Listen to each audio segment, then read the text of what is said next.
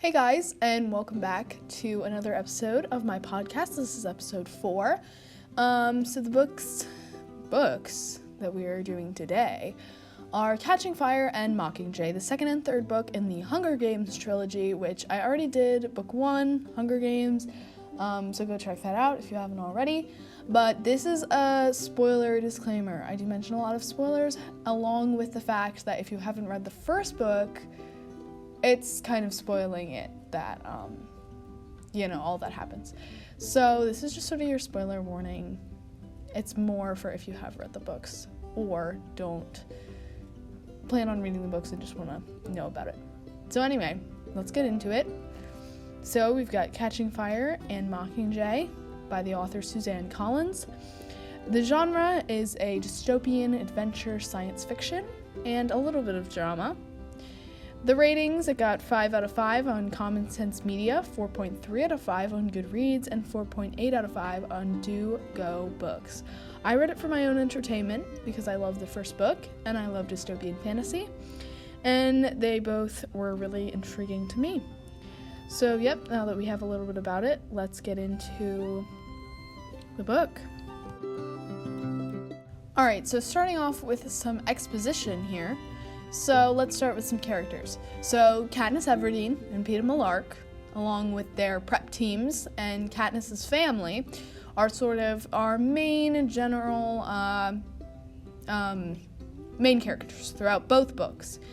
Katniss Everdeen, our heroine of our stories, she's our protagonist, and along with Peeta Mellark, who is also I explained and talked about both of them in the first video, and along with their prep teams, these are the teams of people from the Capitol who help them get ready for interviews and tours, and after they won, they go on this victory tour, and the prep teams help them get ready for that. That's most of the first half of the Catching Fire book.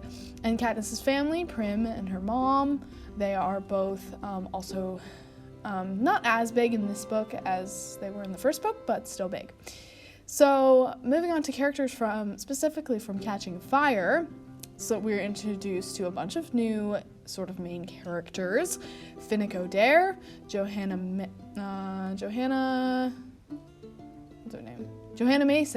Mason. Mags, BT, and Enoberia. Well, that's how I say their names. That's how I pronounced them when I was reading it to myself.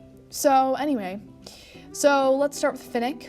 He became one of my favorite characters.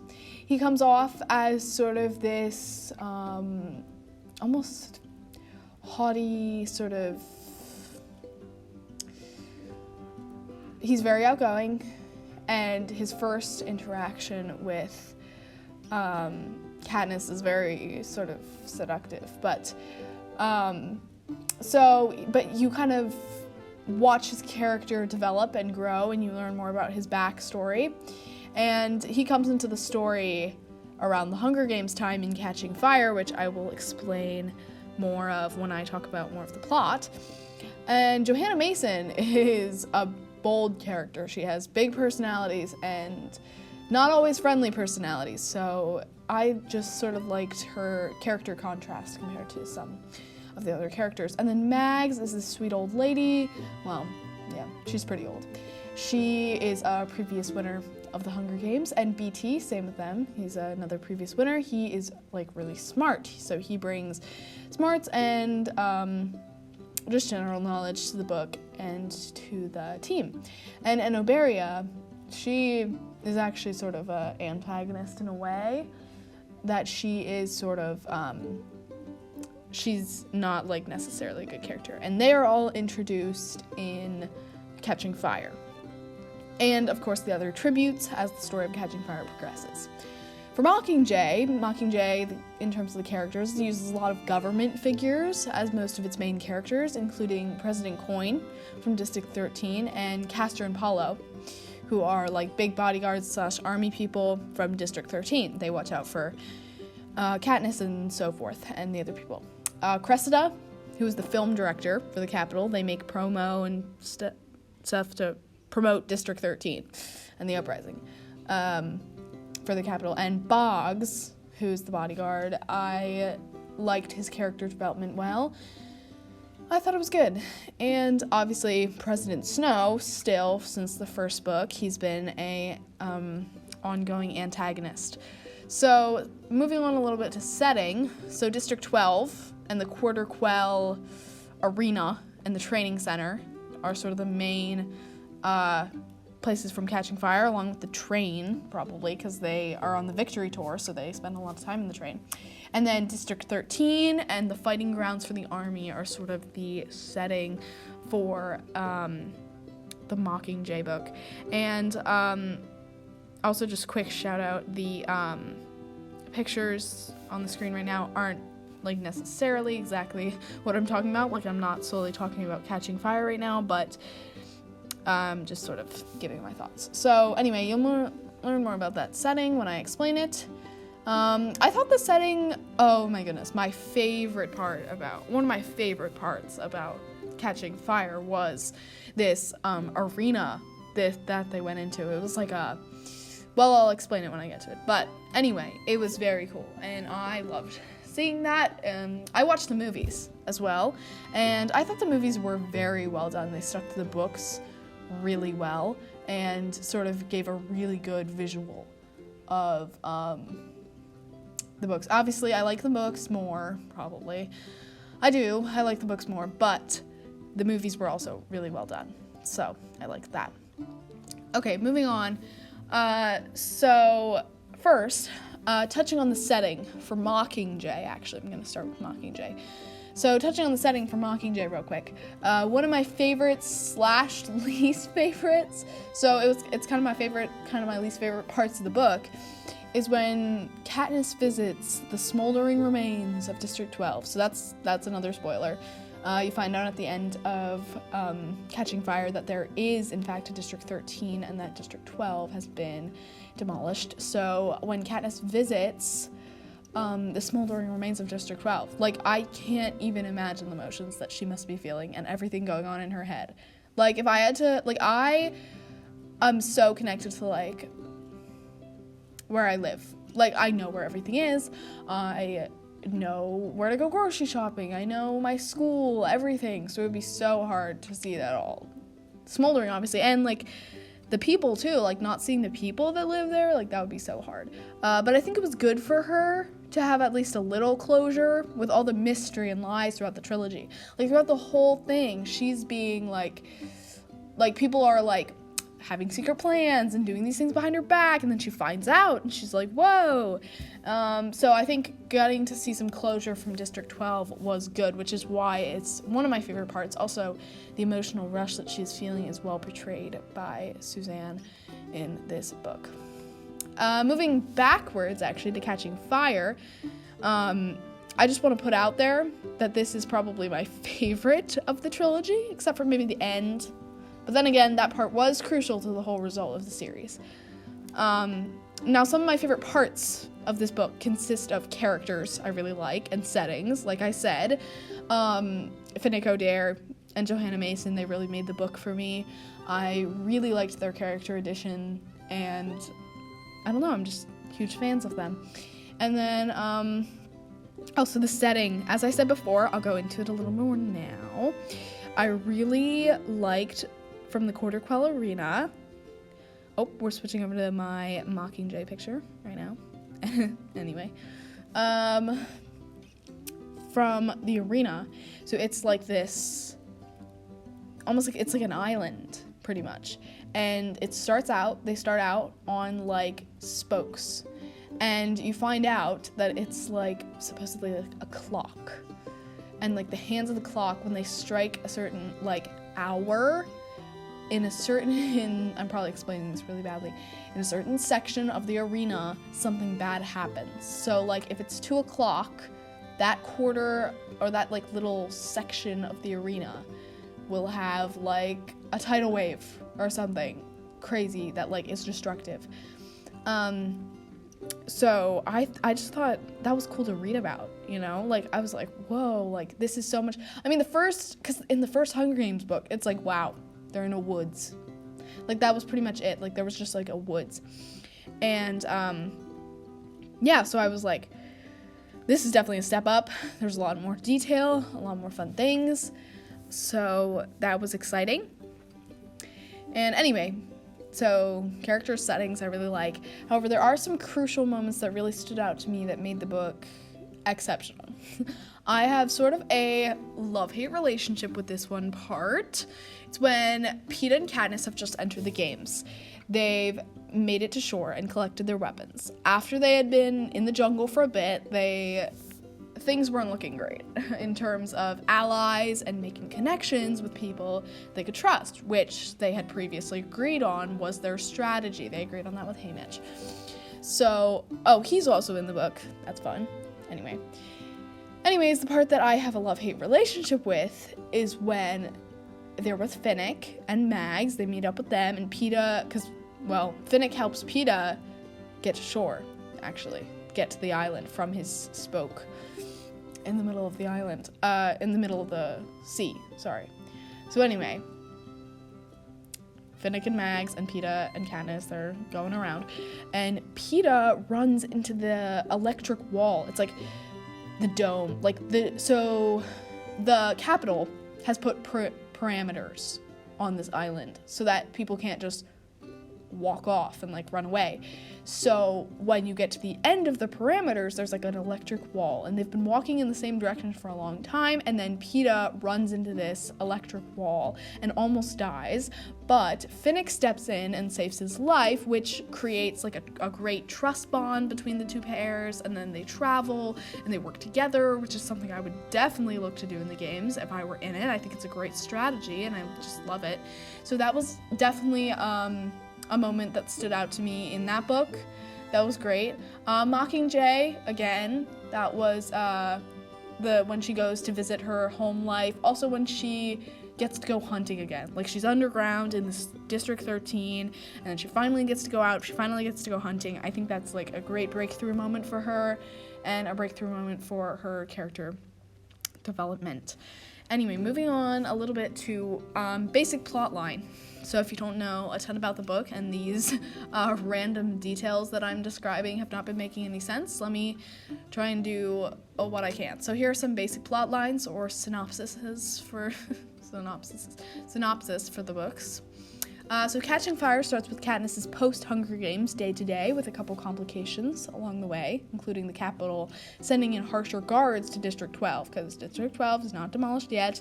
So, and she also is going on her victory tour, which her and Peeta are going around to each of the different districts, and they're congratulating her, throwing her dinners, throwing her parties, just things to sort of celebrate her achievements in the games. And then she gets back, and there's these new guards, and they're harsher. They're sent from the capital, pretty much to keep an eye on Katniss.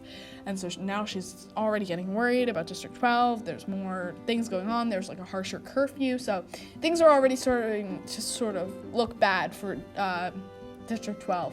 I was even starting to realize this when I was reading. My reading comprehension was, I was like, what is going on? There's no way that this can end well. So then, around close to the middle of the book, there's an announcement from the Capitol basically saying that since this year would be the 75th Hunger Games, aka the Quarter Quell, which is what happens every 25 years, and it's an extra big Hunger Games event. It's special. They do not just a basic arena, like I was talking about before. They do this whole extravagant arena with lots of details and lots of little hard challenges and different things. And they have special rules. Maybe it's all boys, or maybe it's all girls, or it's changed. The rules are changed a little bit.